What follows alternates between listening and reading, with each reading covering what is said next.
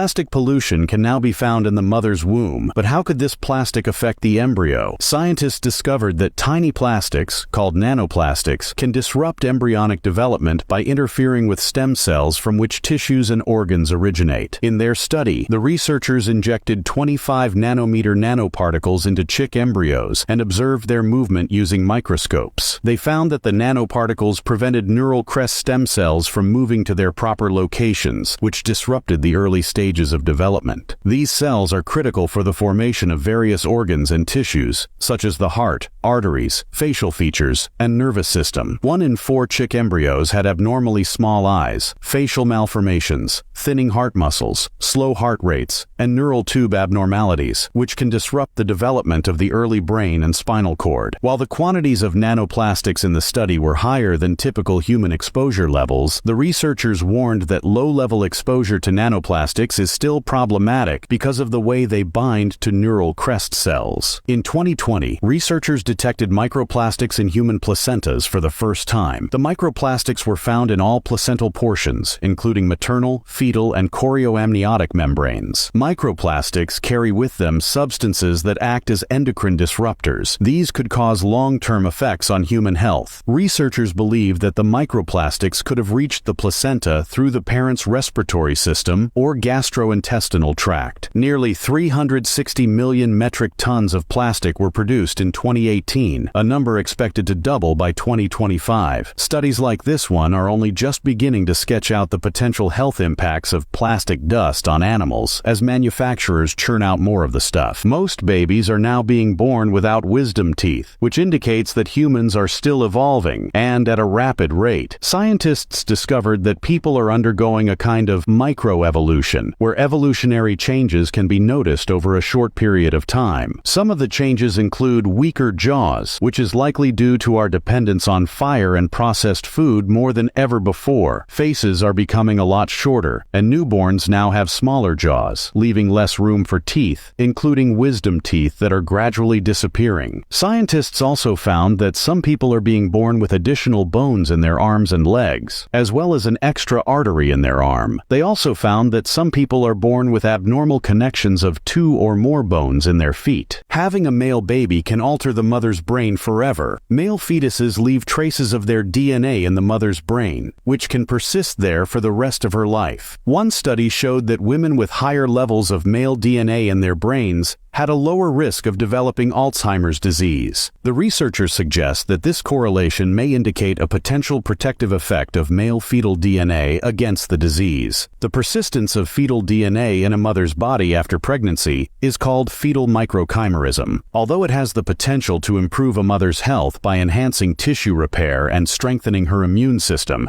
it can also have negative effects, such as autoimmune reactions. The study was published in the journal PLOS One, and it's entitled Male Microchimerism in the Human Female Brain.